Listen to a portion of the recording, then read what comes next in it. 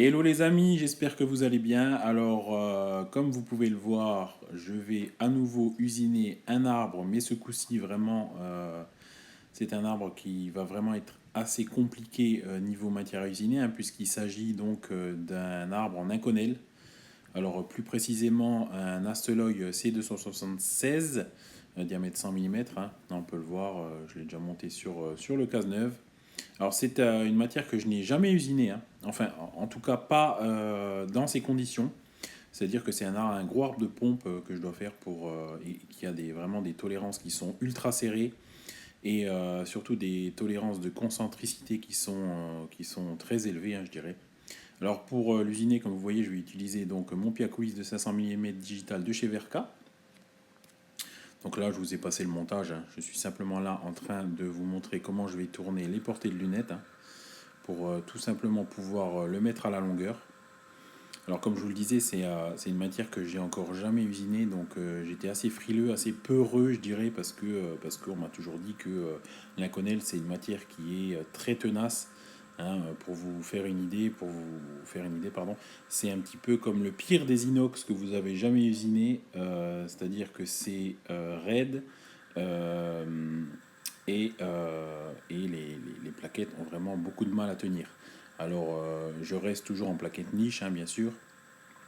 Là, comme vous voyez, je suis en train de tourner la portée de lunettes près du mandrin, hein. J'ai tourné la première portée près de la pointe. Je tourne exactement le même diamètre près du mandrin pour justement qu'il n'y ait pas de changement au niveau du réglage de la lunette. Tout ça, bien sûr, je le fais pour pouvoir mettre mon arbre à la longueur totale, hein. Voilà la petite passe de finition. Alors j'ai usiné sans eau là sans lubrifiant pardon juste pour la vidéo, hein, mais en vrai il faudrait lubrifier. Un petit coup de toile sur la portée pour que ce soit bien lisse, pour que les galets de la lunette soient vraiment sur une partie qui a un bon état de surface. Là maintenant, donc vous voyez le petit flasque que j'ai mis sur la face là, que je fabrique à chaque fois pour pouvoir travailler en montage entre pointes. Là, je suis en train de placer ma lunette. Alors pour le réglage lunettes, hein, j'en avais déjà parlé. Euh, Moi, je me suis fabriqué des galets, hein, qui viennent directement en contact avec ma portée de lunettes. Alors il faut être assez, c'est pour ça qu'il faut être assez précautionneux, je dirais, au niveau du tournage de ces portées. Il ne faut pas qu'elles soient rugueuses, il faut que ce soit le plus lisse possible, hein.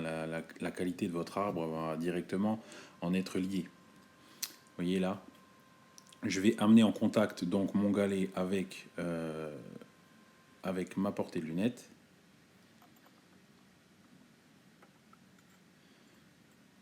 Je pré-règle déjà les trois touches, hein.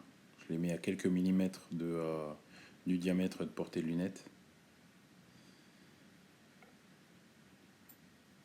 Un usinage d'un arbre comme ça, c'est assez fastidieux, hein. Déjà en temps normal, avec une matière qui est plus ou moins standard, je dirais que c'est c'est assez compliqué.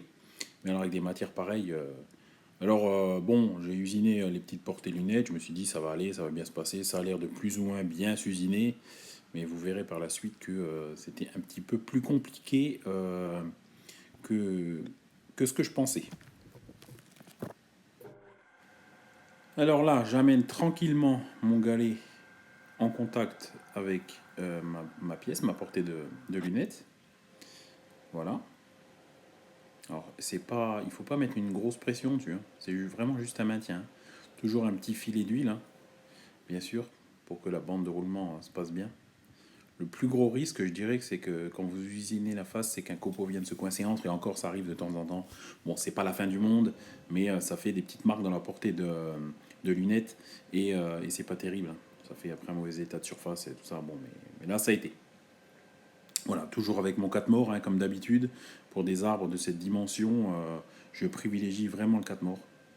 Même si en 3 morts, je veux dire, ça, vous le verrez par la suite, ça ira très bien, quoi. Voilà, donc avec mon outil à 45, je m'apprête à dresser la face.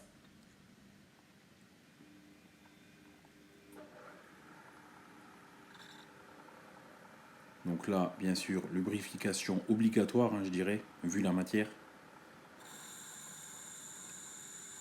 Alors, au niveau dressage, hein, vous voyez, ça se passe bien. Sur le coup, je me suis dit, ça va être super, ça va aller bien. Pourquoi les gens ont tous peur d'usiner cette matière, je comprends pas. Bon, je le comprendrai par la suite. Voilà, j'ajuste un petit peu le réglage de ma lunette, parce que je voyais qu'il y a un galet avec la pression de l'outil à 45 qui touchait plus tout à fait. Donc voilà, une première passe hein, pour la mise en longueur.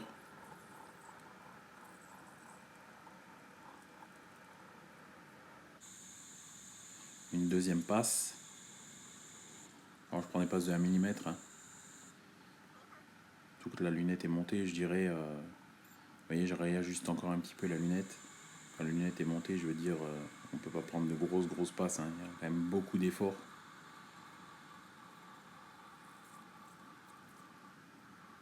C'est important si jamais vous usinez un jour cette matière, c'est vraiment la lubrification. Il faut y aller. Hein. Faut pas hésiter. Hein. Le petit centre que je fais à l'huile entière du coup, hein, parce que j'avais vraiment peur de casser le fourré à centrer dans la face de la pièce, hein, ce qui aurait été vraiment catastrophique. Hein, je vous le cache pas. Après, c'est toujours rattrapable, je dirais, mais disons que si on casse déjà un fourré à centrer dès le départ, c'est mal parti. Quoi. Donc, vraiment précautionneusement, pardon, j'ai fait mon centre en plusieurs fois. Voilà. Et maintenant, je passe directement au retournage de la pièce. Alors, j'ai la chance d'avoir un petit palan là, au plafond de mon atelier, hein, de l'atelier Tradi. Parce que côté CN, j'ai pas de palan. J'en ai un pour le coin chaudronnerie, mais j'en ai pas pour le, euh, pour le côté CN. Bon, mais c'est pas bien grave. Un arbre comme ça pèse, disons, une centaine de kilos quand même. Je dirais entre 80 et 100 kilos. Et le prix de la matière, accrochez-vous bien, c'est plus de 3 000 euros. Hein, pour un rond de 100, longueur 1000. Hein. Donc vraiment, comme, je, comme je vous l'ai dit avant, c'est assez délicat. Hein. C'est assez délicat parce que c'est des matières qui sont très chères. Voilà, donc je retourne ma pièce et je vais en fait me servir de ma deuxième portée de lunettes que j'avais tournée près du mandrin, là, vous vous souvenez. Je vais placer ma lunette, ma portée sur la lunette et me régler nouveau avec mon 4 morts comme tout à l'heure.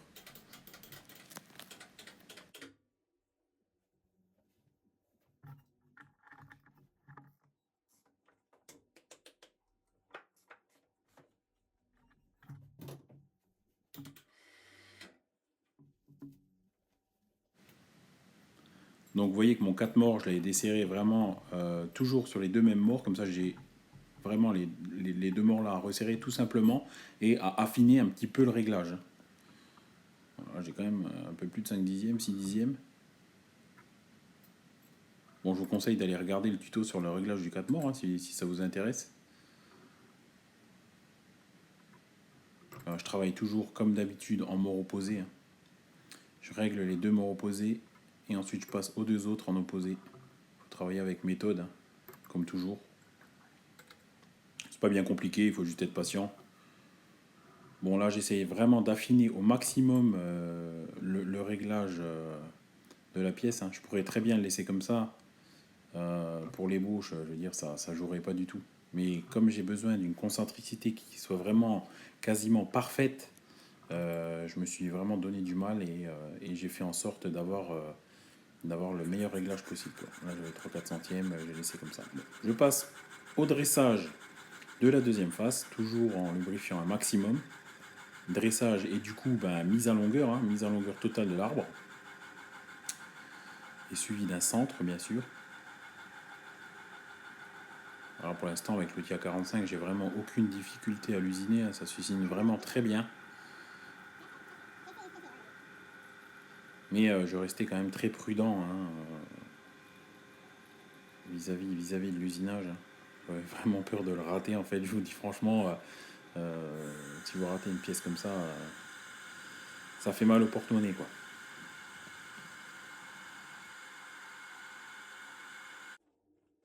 Voilà, j'en profite pour vous montrer ma petite technique pour mesurer la longueur sans démonter complètement l'arbre. Hein. Alors c'est tout bête, hein. Je desserre de mort, je tire un petit peu l'arbre en arrière jusqu'à ras les morts. Hein. Alors vraiment faites attention qu'il ne vous tombe pas sur les pieds hein, parce que et je viens glisser mon pied à coulisse derrière entre le mandrin et puis la pièce quoi tout simplement pour pas avoir à chaque fois à démonter complètement la pièce.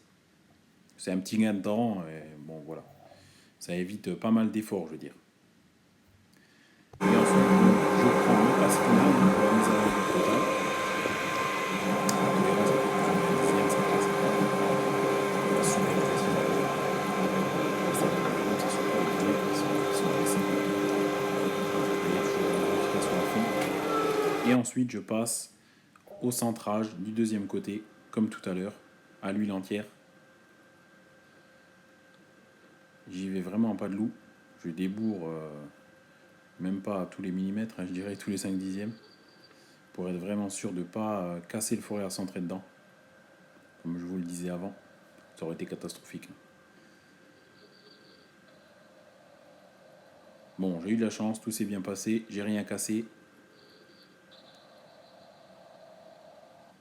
Ensuite, on va pouvoir passer à l'ébauche proprement dit. Toujours bien souffler les centres, c'est hyper important.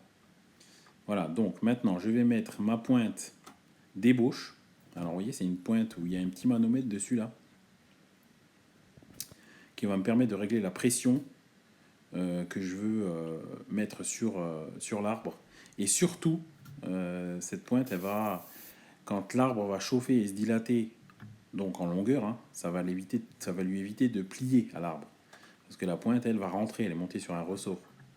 Donc ça permet vraiment de d'ébaucher, quoi. C'est pas fait pour la finition, c'est vraiment fait pour l'ébauche. Malgré que je l'utilise quand même pour la finition, cette pointe, elle est bien.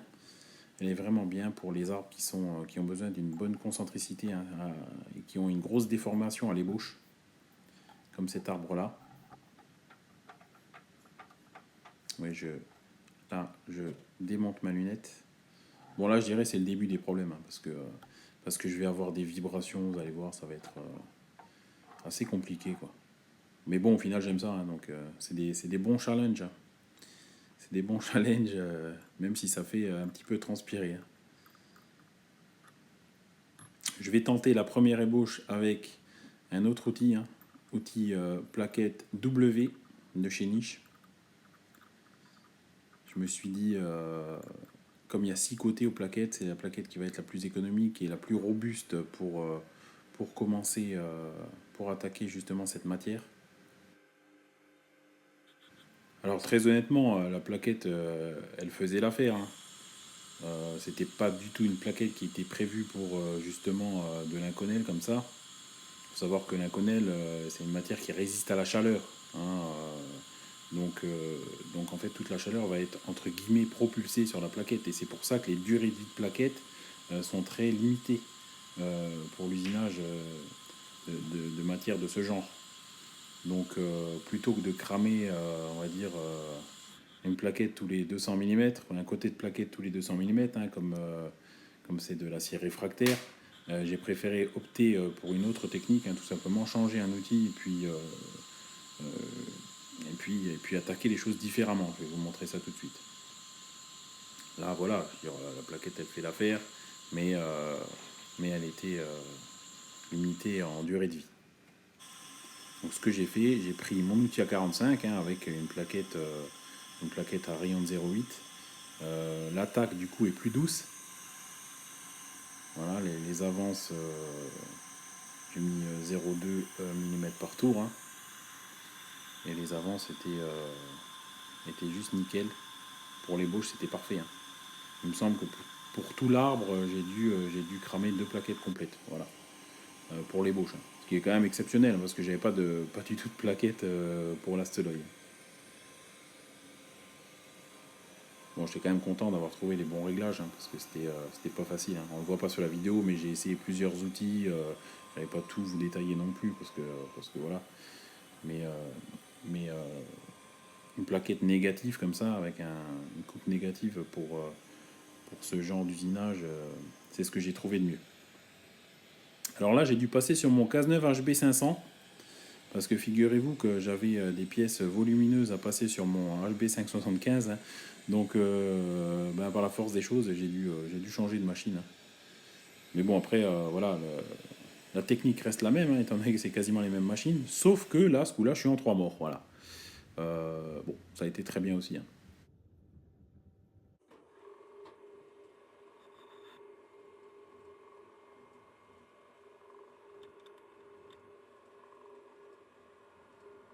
Et pour finir les longueurs, donc j'ai dû reprendre des outils standards, hein, des NMG avec plaquette de 0,4. Alors j'ai pas fini tout à fait les longueurs, hein, j'ai laissé 5 dixièmes ou 1 mm, je sais plus. Il me semble 1 mm sur la longueur totale. Voilà. Là on est bien sûr dans une ébauche, hein, donc j'ai ébauché l'axe complet à 2 mm. Je vais ensuite le retourner, usiner le grand côté. Là vous voyez, je finis les longueurs au mieux. Donc je disais le retourner, ébaucher le grand côté, toujours à 2 mm. Ensuite retourner l'axe, l'ébaucher du petit côté à 1 mm et retourner l'axe, encore une fois, ébaucher le grand côté à 1 mm. Il faut savoir une chose, c'est que plus vous allez tourner et retourner votre axe, plus il sera concentrique. Alors c'est vrai que c'est du boulot, hein. Au final, on aimerait bien le retourner 0 fois, hein, finir le premier côté direct et le deuxième, mais quand on a des concentricités qui sont vraiment élevées à faire, vous avez deux choix. Ou alors vous finissez votre arbre entre pointes, mais là il était un peu long pour faire de l'entrepointe, ou alors vous finissez par retournement successif, ce qui marche plutôt bien.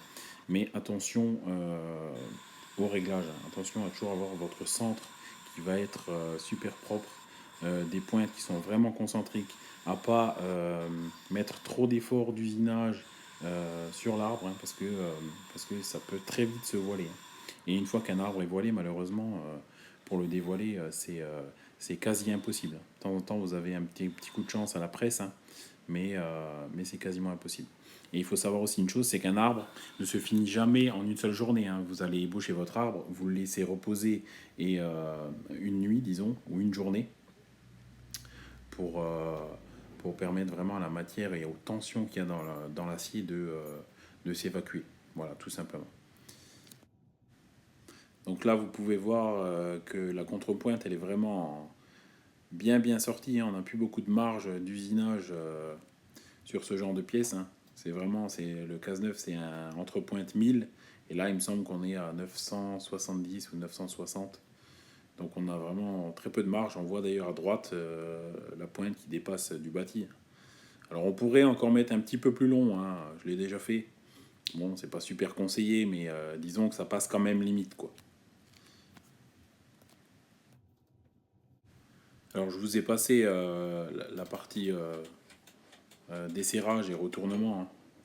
Là, je termine juste de le retourner. Je voulais juste vous montrer le petit nettoyage du centre, hein, que je fais à chaque fois avant de mettre la contrepointe.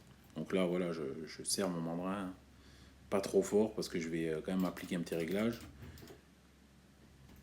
Voilà, je vais rapprocher ma pointe.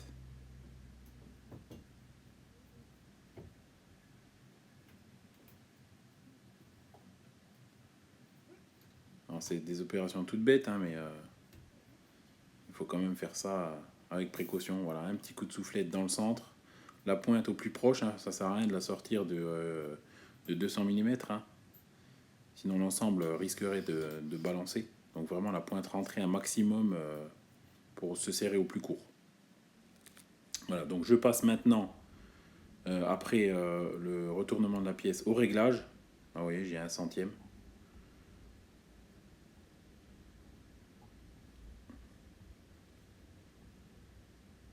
Toujours ma petite pointe d'ébauche. Vous voyez que ma lunette, elle ne touche pas, hein. Elle est vraiment là en sécurité au cas où j'aurai des vibrations, hein. Si jamais quand j'usine le grand côté j'ai des vibrations dans le diamètre, je viendrai vite tourner une portée de lunettes pour, euh, pour justement stopper ces vibrations, hein, et ajouter un petit peu de rigidité. Donc bon, je vous ai passé la partie ébauche, hein, et j'avais malheureusement des vibrations. Je m'en doutais, c'est pour ça que j'ai mis la lunette. Et donc j'ai tourné, vous voyez, une petite portée là au bout là. Et je commence à ébaucher de la même manière que le premier côté, hein, avec l'outil à 45 degrés, justement, pour la durée de vie des plaquettes. Et là j'y vais en passes successives, hein. Je prenais des passes de 2,5 mm jusqu'à arriver à 2 mm du diamètre, hein, comme je l'ai dit précédemment. Au final, franchement, cette technique-là marche très bien. Pas trop d'usure de plaquettes, hein.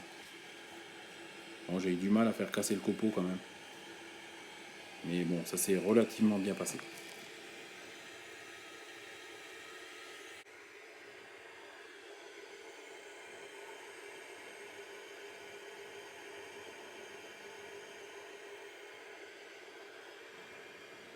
On voit tout doucement que l'ébauche commence à prendre vraiment bien forme.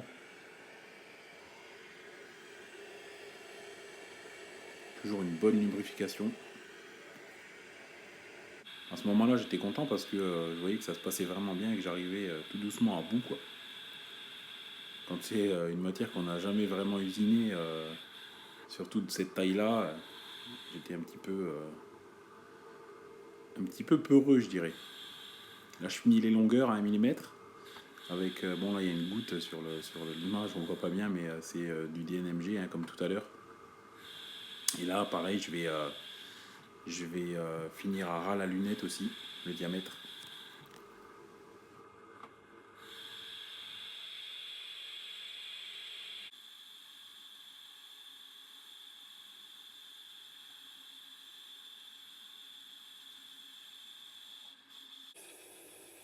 Comme vous pouvez le voir, j'ai enlevé la lunette, hein. Je termine le dernier épaulement de l'axe, la partie centrale, que je viens aussi à ébaucher à 2 millimètres. Alors ce coup-là, j'y suis allé, j'ai changé de plaquette, j'ai essayé une autre technique, j'y suis allé avec une plaquette inox de chez Niche. Ça a plutôt bien marché. Voilà, donc l'ébauche est faite. Alors les longueurs sont toutes à 1 millimètre, toutes les portées sont à plus de 2 millimètres. Comme je vous l'ai dit, je vais le laisser reposer une journée avant d'attaquer la finition. Donc voilà, là c'est le lendemain. Je l'ai retourné déjà. Je vais finir le petit côté. Premier réglage, là on voit que j'ai 2 centièmes. Partie centrale, j'ai un petit peu plus. Hein. On voit qu'il a quand même travaillé, quoi. Et ici, excusez-moi pour la caméra, mais je fais tout à une main, c'est pas évident. Voilà. Là, j'ai, vous voyez, quasiment un dixième. Donc, je vais essayer des DNMG spéciales pour du raid de chez Niche. Je vais les tenter pour voir la finition, pour voir ce que ça donne. Pour la semi-finition, pardon. Parce que là, je vais mettre toutes les cotes à 1 millimètre. Là, c'est de la W de chez Niche, pareil. Je vais voir. Allez, je commence à mettre les longueurs à 5 dixièmes de la cote finale.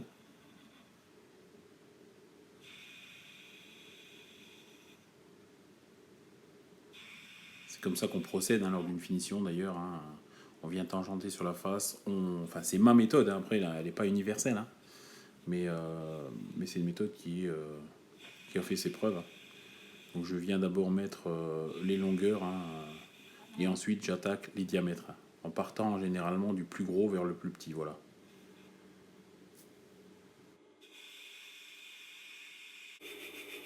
Alors j'ai dû refaire des portées de lunettes, hein, 2 sur le plus grand des diamètres. J'ai dû mettre une plaquette niche de rayon de 0,4 parce que les rayons de 0,8 faisaient des petites vibrations. Au moins pour la portée de lunettes. Parce que quand j'ai tourné les diamètres, je voyais qu'il y avait quand même... ça avait quand même tendance à vibrer. Voilà, là donc je suis passé à la semi-finition avec la plaquette de rayon de 0,4. Je vous ai dit, hein, pour trouver la bonne gamme d'usinage, j'ai un petit peu galéré. Et ensuite, je suis repassé en plaquette de 0,8, les plaquettes que je vous ai montrées précédemment. Et puis finalement, ça a été. Avec la lunette, j'avais plus de rigidité, donc j'ai eu moins de mal à arriver à mes fins. Donc là, c'est pareil, je tournais à 350 tours, avance 0,2 mm par tour. Je vois que l'état de surface, il est quand même satisfaisant. C'est seulement une semi-finition, mais c'est déjà pas mal.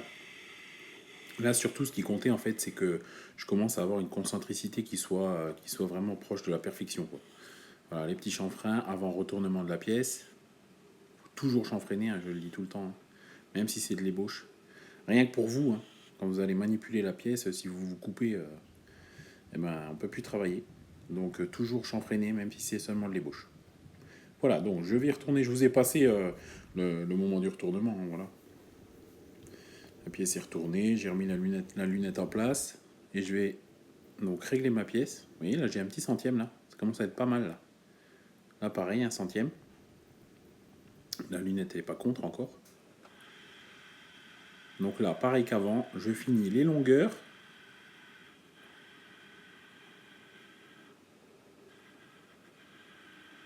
À 5 dixièmes, hein, toujours, hein, parce que je rappelle qu'on est en semi-finition.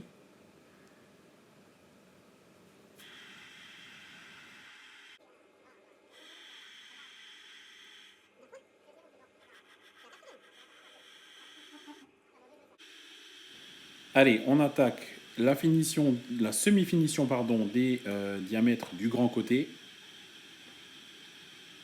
La même méthode que le petit côté en fait. Hein. Ça se passe plutôt bien. Et là en fait, je suis en train de prier vraiment pour que j'ai une bonne simplicité parfaite. Mais normalement, il n'y a pas de remise. Au final, cette cuisine est quand même un art standard, je dirais. Sauf que la matière est vraiment compliquée, quoi. Après, quand on a la technique qui va bien, ça va, quoi. Voilà, hop. Je me suis laissé la partie la moins importante pour la fin. C'est un diamètre qui n'est pas très précis. Celui-là, il est au dixième, donc ça va.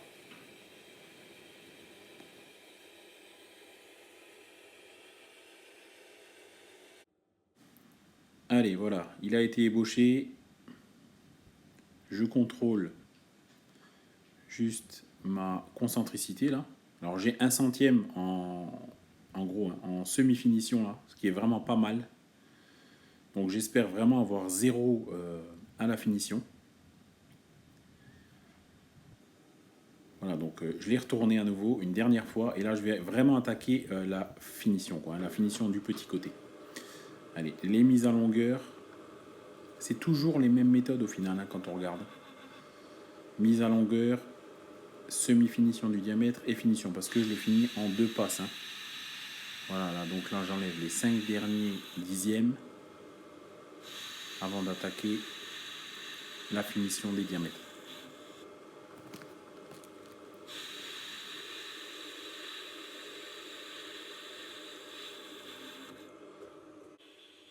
Alors, je vous ai passé la finition des 2 autres petites faces là, hein, qui a vraiment aucun intérêt.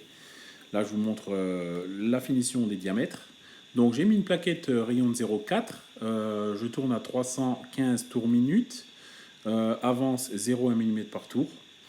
Je prends des passes. Donc là, il reste 1 mm hein, sur le diamètre. Hein, donc, je prends une première passe de 0,5. Je mesure ce qui reste à prendre et je prends le reste. Et je fais comme ça pour les 3 diamètres du petit côté. Donc là, c'est la finition proprement dite. Hein. J'ai mesuré, je prends le reste. C'est des cotes au centième. Hein. Je peux laisser à la rigueur si vraiment j'ai peur. Hein.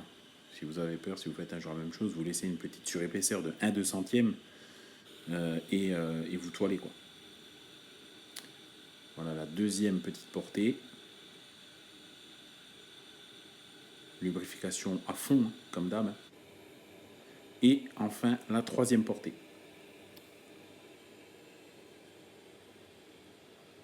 Alors comme je vous le disais, il ne faut pas qu'il y ait trop d'efforts sur l'arbre. C'est pour ça que je prends des passes de 5 dixièmes. Bon, en général, pour toutes les finitions, je prends des passes de 5 dixièmes maxi sur Tradi. Un petit chien qui surveille, là, toujours au cas où je travaillerai mal. Voilà, la dernière passe.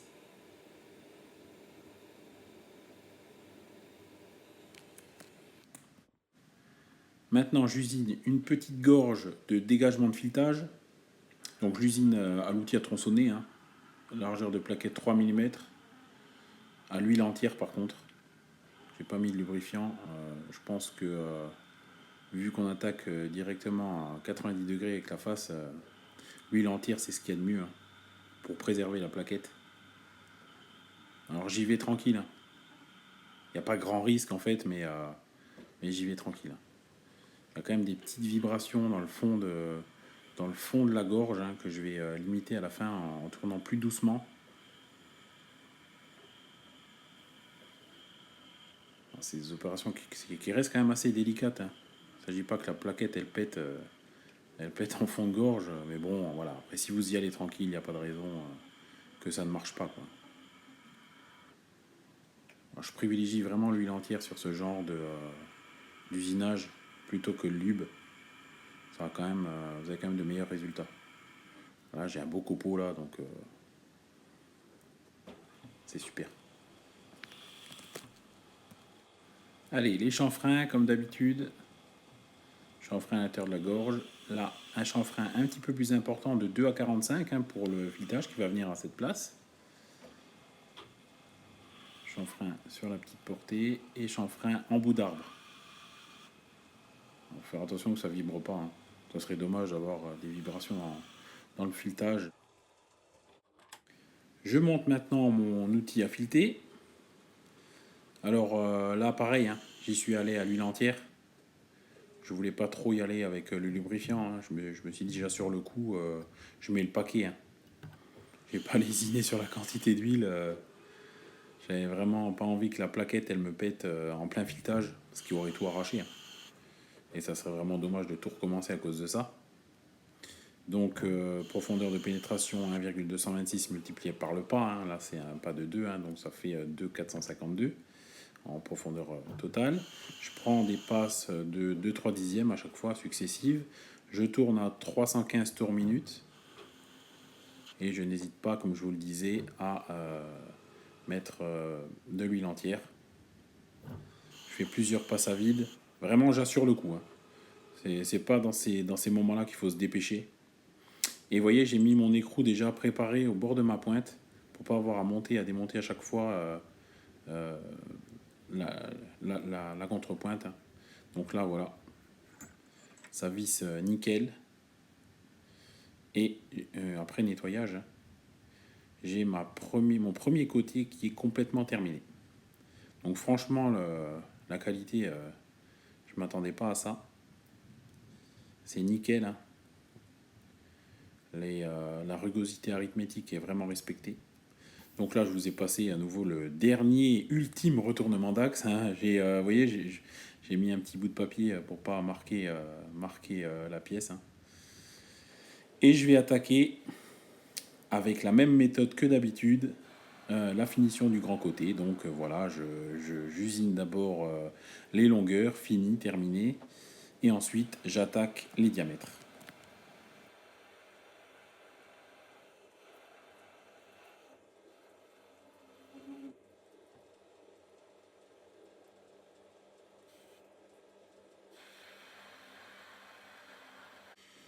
Et là, j'attaque donc les diamètres. Alors, il s'est passé un petit truc là, je vais vous le montrer. C'est que la plaquette, en fait, elle s'est fatiguée là et elle a cassé, enfin, elle s'est émoussée, on va dire, en pleine semi-finition. Attendez, ça va arriver là.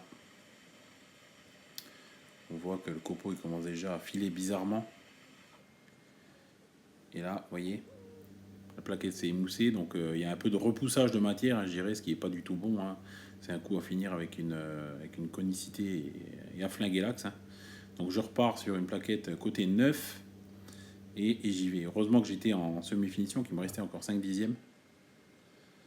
Et je repars donc à la même cote pour finir. Voilà, donc là c'est la dernière passe. Les derniers 5 dixièmes. C'est pas maintenant que la plaquette doit péter, quoi. Voilà la portée suivante. Toujours avec la même plaquette. Semi-finition, je mesure au micromètre combien il me reste à prendre. Toujours en 3 points. Début, milieu et fin. Et je prends le reste. Avant-dernière portée, pareil, semi-finition, puis finition. Après, c'est toujours plus ou moins la même chose au final. Mais c'est important de rester concentré pendant tout le long des opérations. Il ne s'agit pas de faire 50 trucs à la fois. Quand vous êtes sur un arbre comme ça qui est vraiment délicat à réaliser, il faut rester concentré. Il faut éviter d'avoir 50 copains qui viennent. Éviter d'avoir les représentants, le téléphone, etc. Alors filmer, c'est pas si simple au final, parce que c'est vrai que ça déconcentre un petit peu à chaque fois de bouger avec la caméra, mais ça va quoi. Voilà, donc j'ai fini toutes les portées, j'ai mis ma lunette sur la seconde portée parce que j'ai un filetage en bout d'arbre et j'ai préféré assurer le coup parce que je me suis dit, comme c'est un gros pas, c'est sûr ça va vibrer. Donc j'ai mis ma lunette et j'y suis allé.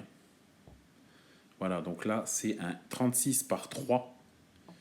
Donc pareil, à l'huile entière, 315 tours par minute, et en passes successives, hein, de 2-3 dixièmes comme avant. Vraiment en toute prudence, hein. Quand je sentais que la plaquette était émoussée même un tout petit peu, je la retournais direct, hein. Je cherchais pas à forcer.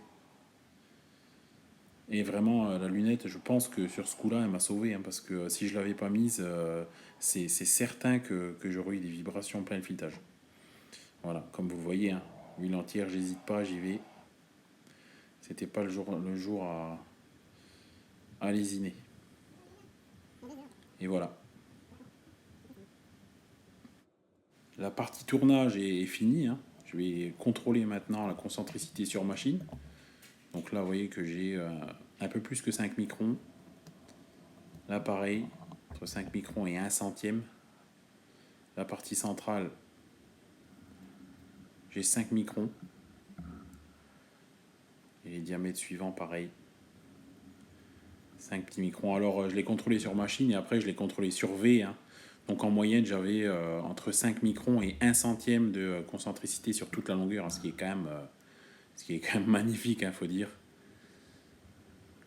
Vraiment très satisfait du résultat, hein. Et voilà, fini. Donc, franchement, très belle pièce, hein. Un beau petit challenge en tournage. C'est vraiment une expérience que j'ai adorée. Et je pense qu'il reviendra. Donc vraiment très content de la qualité, très content de l'outillage que j'avais, hein. Les plaquettes niche, elles m'ont vraiment bien aidé. Et maintenant, on passe au fraisage, parce que bien sûr, il y a des rainures de clavettes dedans, hein. Ça aurait été trop facile, hein, qu'il n'y ait que du tournage. Donc j'ai tout fait ça sur mon As VF2, voilà. Alors je vous ai passé la programmation, tout ça, parce que sinon ça aurait fait une vidéo beaucoup trop longue. J'ébauche avec des fraises spéciales pour l'Inconel, hein, qui m'ont été fournies encore une fois par mon partenaire Niche, que je vais vous montrer d'ailleurs plus en détail sur un post Facebook que je vais faire là. Je vais vous montrer quand même les fraises. Alors comme les rainures sont en ligne, hein, lors du retournement, j'ai dû bien régler tout ça, hein, que ce soit bien avec mon niveau de précision et, régler dans tous les sens, hein, pour que l'arbre soit vraiment bien droit. Vous voyez un petit peu le résultat des rainures, c'est du nickel. J'avais un petit peu peur aussi pour les rainures en fraisage, parce que c'est vrai que comme c'est une matière qui est tellement dure à usiner, c'est pas que c'est dur, hein, c'est que c'est tenace en fait, voilà. J'avais un petit peu peur du résultat, surtout que c'est des rainures qui sont au centième. Voilà les chefs de projet.